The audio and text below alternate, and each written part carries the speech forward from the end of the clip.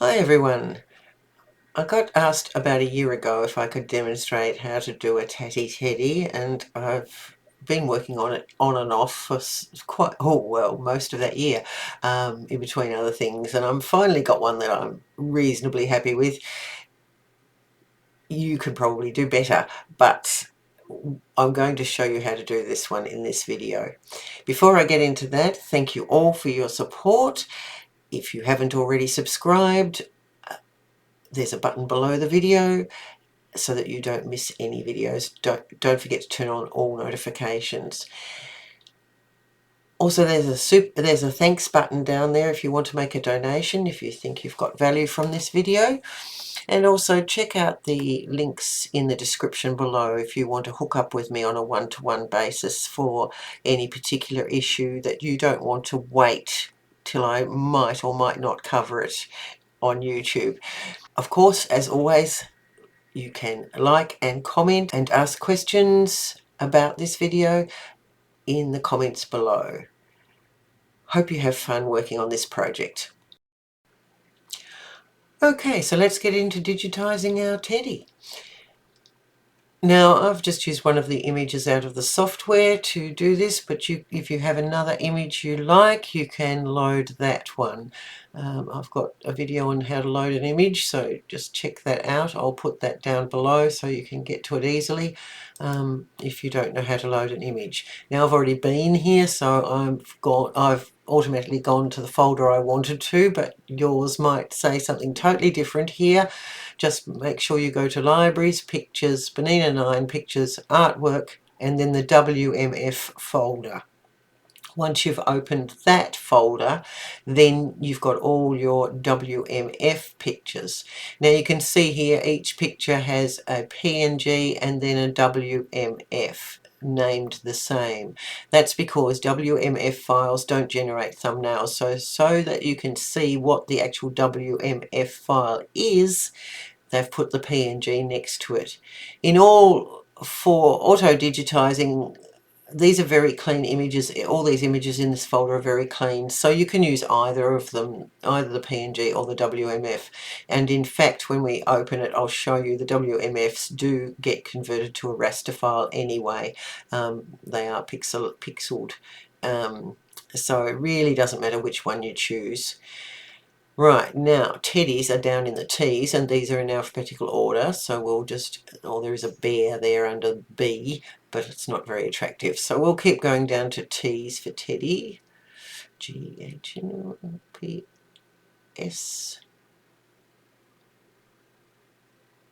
T. Here are the teddies starting. Now, I'm not particularly fond of this one. This one's quite cute, but I really like this one. This one's quite cute as well. And there is another more traditional style teddy that you could do as well, and I have done that. I'll show you that shortly. But this time I'm going to use this one. It's a little more simple and it's a good way to learn the techniques, and then you can progress to a more complex image. Okay, so let's select our teddy. He's called Teddy Sitting, and open him up. Now the first thing to do when you open an image, of course, is to size it to what you want. So I'm going to open my hoop, which is, I just want it in the, what hoop is that called? Medium hoop, 130 by 100, but you choose the hoop you want to put it in and then see if it's going to fit. Or you can use these width and height indicators, just remembering that the width, well actually this image goes right to the edges of the background, so it's pretty accurate. The width will be from here to here, and the height will be from, there's a little bit of white space up the top there, but not anything significant. Oh, that's because of the ears, so it actually goes right to the edges. So you can look at this width and height and adjust it either with the lock locked so it stays proportional, and set your width or height and press enter and it will automatically go to that size, or you could adjust it by a percentage and press enter and go to that size, but I'm just going to use the corner handles which proportionally scale an image. Left click on that node in the corner and scale it down a bit. It won't stay centered, so you will need to re-center it every time you do it till you get it to the right size.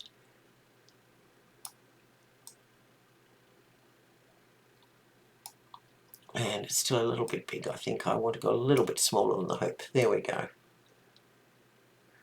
But you may have a project that you needed a particular size, so you would make it, you could enter the size up here. So mine's ended up at about 96, 97 wide and 96 high. Okay, we can now hide our hoop and we can zoom into the image. Now, the quickest way to get this digitized ready to turn him into a Tatty Teddy is to auto-digitize him. There are lots of auto-digitizing tools in both the Creator level and the Designer Plus level. If you use the Instant Auto-Digitize or the Auto-Digitize, it's very quick, but there's a little bit more editing to do. If you use one of the other tools down here, then it takes a little bit more work, but you can get a better outcome. So I'm going to do Instant Auto Digitize first and just point out the issues that might occur that you'll have to deal with. So let's just Instant Auto Digitize, and you don't have to click on the image or anything, it will automatically digitize. Now if I zoom in to the feet, you can see that there's an outline around the pads and even these little ones, a little zigzaggy outline, because the pads were actually a slightly different colour. They're colour number 58, it's decided, to the outline, which is black, colour number 57 they've used. It looks like black, but they've used, the auto-digitizing often uses, well, it depends what you've got set up in your colours, colour matching method, and I must have, let me have a look, add bitmap colors to the palette. So they've added the colors to the palette by using the RGB values because that's what I had chosen. If I'd have put add thread chart colors to palette, it would go to whatever thread charts I've set up in the software. So if I've set up Hemingworth thread, for instance, it will get the closest match to the image from the Hemingworth thread. So it won't necessarily use the Bernina colors in the colour film. So if, at the moment my colour films, all the colours have ended up at the end here. If I go up one here, I'll have to close this first. The other option here before I close that is match bitmap colours to palette. That is when it will use the standard Bernina colours. It will get the closest match from those. You don't always get a good choice there though. Okay, so I'm going to cancel out of that, and I'll just show you so that if you're on the end of the colour film, you'll be on the bottom page. So you've got little arrows here, you can go up, and here are all your Bernina palette colours. So I can change those colours, but as I was saying, these outlines aren't really necessary, and it only created them because it had two different colours in the image. So we won't want those, and if we remove them, it's a bit tedious to remove them. You can do it, of course, select them and delete them. What else? In the main body the feet and the head, I should say, we have holes where the eyes are. Now these eyes are very small. If I put the grid on and zoom in, this is only 1 centimetre square. So this is only a couple of millimetres across this eye. Really don't need a hole underneath it. You can stitch that straight on your fill stitch.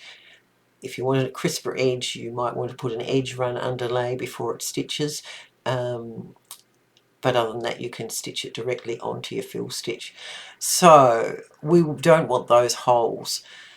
We can go in and remove those holes as well.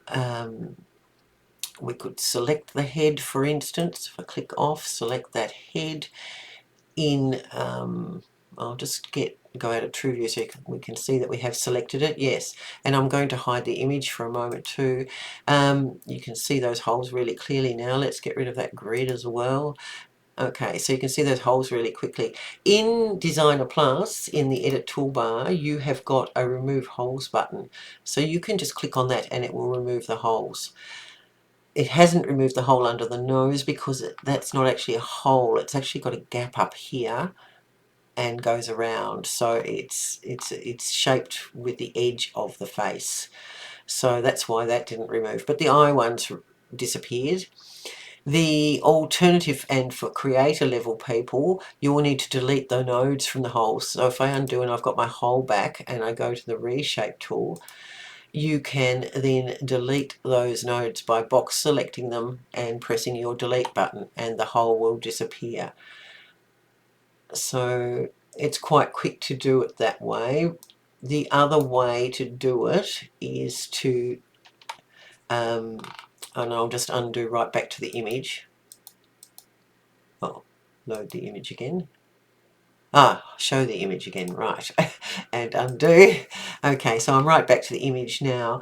The other way to do it is in both versions under the Auto Digitize, you've got a magic wand fill without holes button, so you can select that, and when you come across you'll get this can't do anything until you are hovering over the image. Then you can select the image. Doing this though, you have to go into the image and merge any colors you want to merge, whatever. When you're happy with that, go OK. And then you have to click on each area you want to digitize. So if I digitize the face now with the magic wand fill without holes, it will automatically digitize the whole area. And as I said, the nose won't digitize because there's a slight gap here. But if I digitize this foot, for instance, it would digitize with no holes in it. So that's one way of doing it, but then you've got to manually digitize everything and put them in the right order. You still might have to fiddle around with the auto digitized stitch order as well, but it's one way of doing it, and depending on the design it may be the best way. So you really should learn what each tool does so that you can choose the easiest tool to go. I'm going to undo and go back and auto digitize and just edit that to clean it up. So we're going to undo, and I've got no embroidery objects anymore. I'm going to undo it one more time because it's actually prepared it for using the magic wand. So I need to undo one more time. Now when I hover over, nothing highlights. So now I can select the image and click on Instant Auto Digitize again. Okay, so now I'm going to, as I said, get rid of those holes first up. So,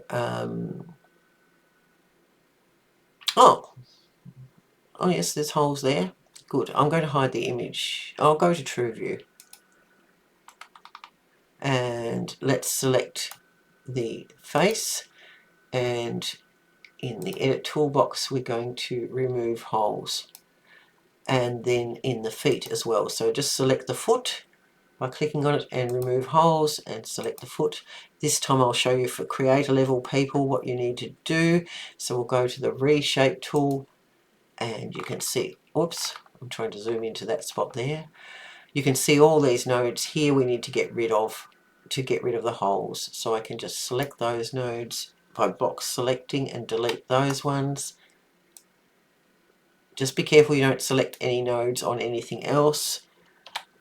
They will turn bright blue, like a royal blue, when you've got them all. I missed two there, but I'll delete what I've selected and see if I can find, I haven't got any nodes left at all now, even though I didn't have those selected. That's good. And now I can box select all these and delete them. Okay, so now I've got no hole in that foot. Now the other thing I wanted to get rid of was these outlines around the feet. So I'll click off, and they're actually, if I go to individual colours and come down, here they are. They're oval shapes, so you can select those. They will select with handles. You might want to go out of True View so you know what you've selected, and just hit delete on your keyboard and select that one.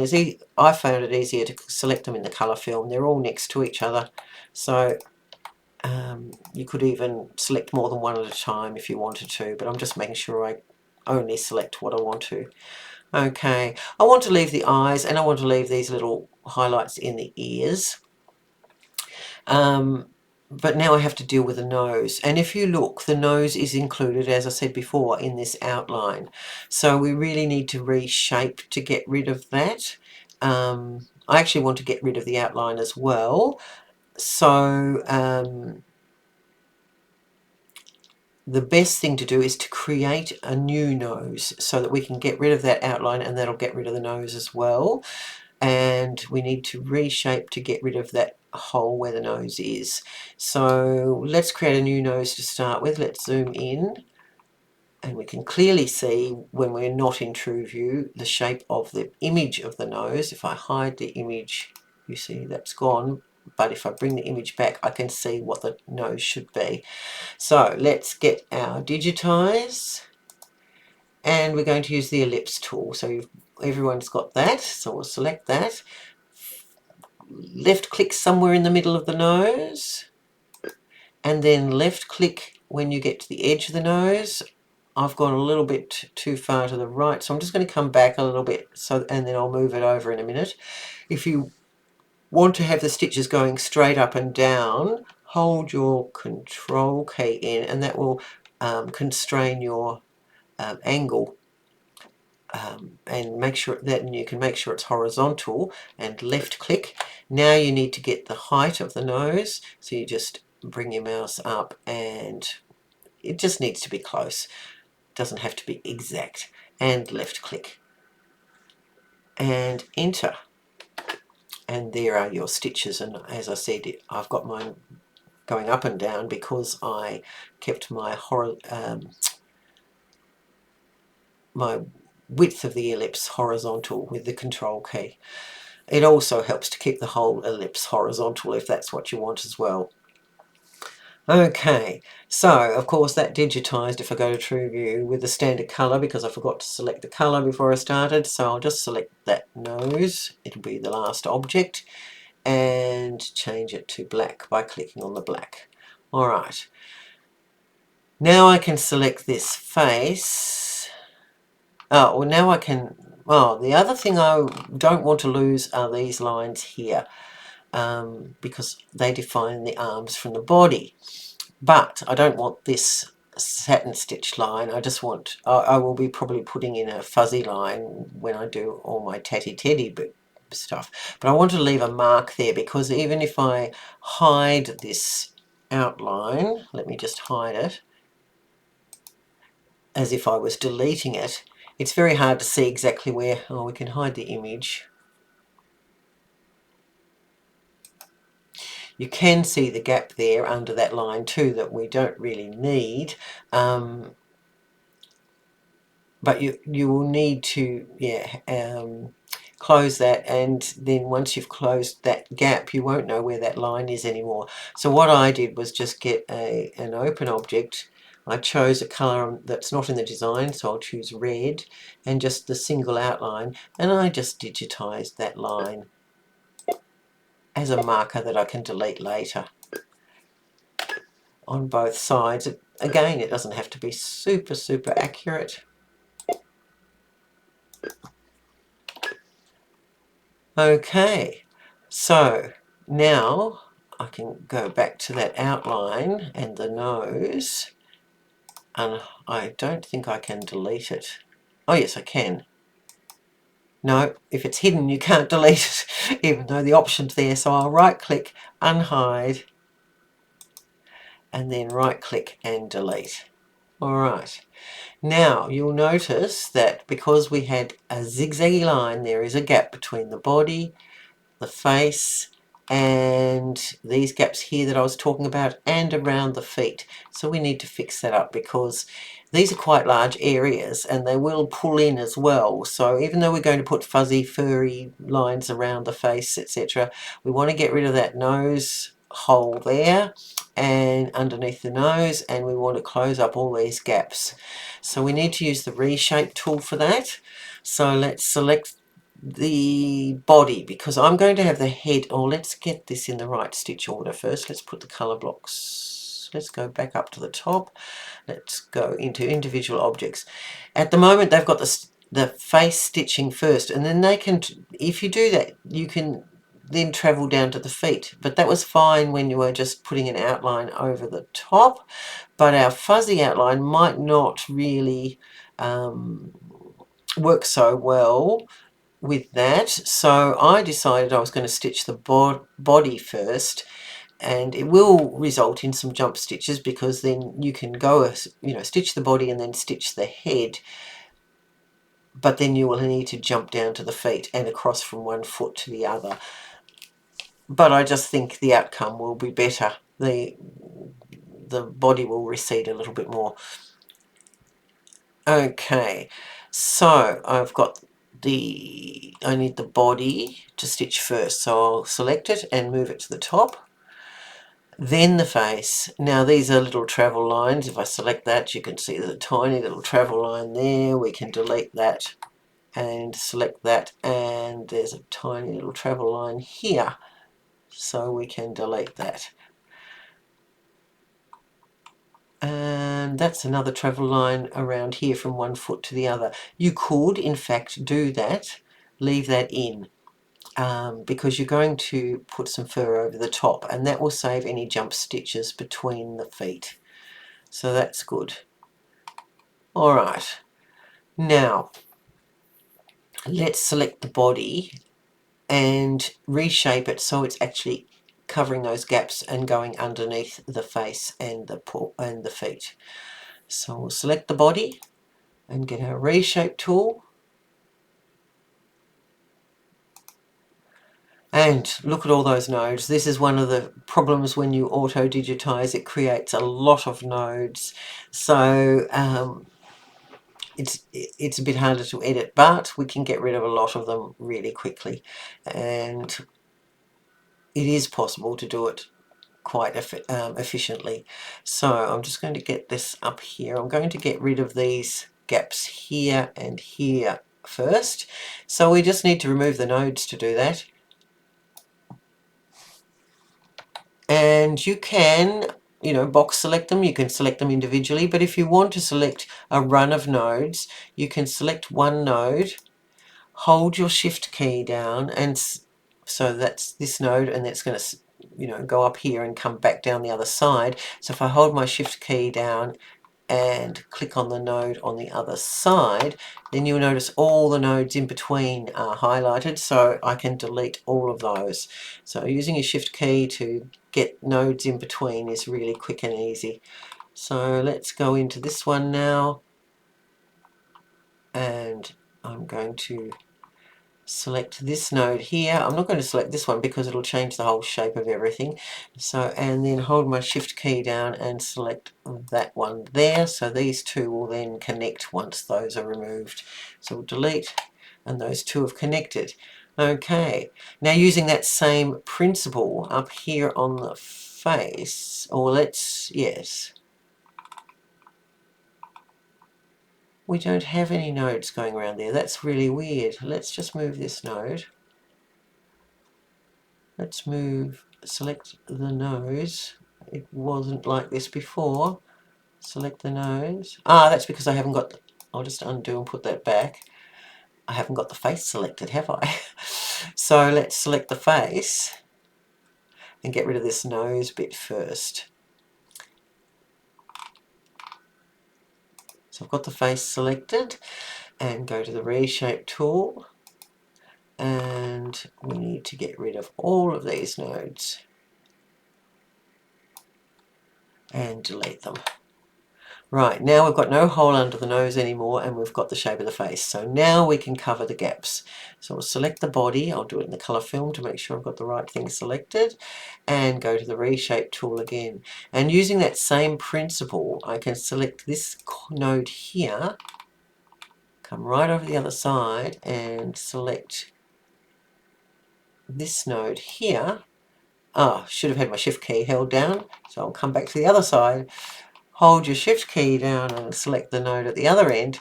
Everything in between will select. Then when you hover over and get your move tool, you can left click and drag that up. And then just give yourself 2 or 3 millimeters overlap because they're quite large objects. You might need to fine tune just a little bit, like let's just move that. Oh, I've got them all selected, so I didn't want to do that. I'll just click off and just select that one and move that. So you can, move individual nodes if you wish. You can delete nodes if you wish, but the real test will be when you test so whether you've made enough overlap or not. And then just check the edges to see, this one could come out a bit then to give a smoother line there so that the join between the neck looks nice. Okay, now down here around the feet, I found it easier to remove all the nodes between and then just put a few nodes back to create the shape rather than try and move these nodes, because you're trying to pull in from this side that way and from this side that way, and it doesn't work so well. So as moving a line upwards and downwards or sideways, we're actually trying to shrink a curved shape here. So I'm going to select a bottom node down here, hold my shift key down and select the one just above the square node there and delete those. So now the shape goes straight across. You can see here in the colour film it goes straight across, and you can see a line here that's going straight across. So you can now just right click a curved node and start shaping that, and right click another curved node and start shaping that, and you'll see it'll balloon out this way. That's alright, just right click on there and bring it back in, and just add enough nodes to get the shape of the foot with a 2 or 3 millimeter overlap. And we need to bring that corner one in, and we need to bring this corner one in, and in fact right down to this corner one. Okay, I could probably put another node there. We don't want too much overlap. Alright, now same on this side again, so we want to leave that corner node there. I'll probably leave that one and get that one and go around to the other side, zoom right in. I can probably leave this one here, the bottom one, and take that one. So put my shift key down and take that one and delete all nodes in between. I've now got a straight line. I can pull these bottom nodes in so they're inside the foot, and then I can start adding my curve nodes to get the shape.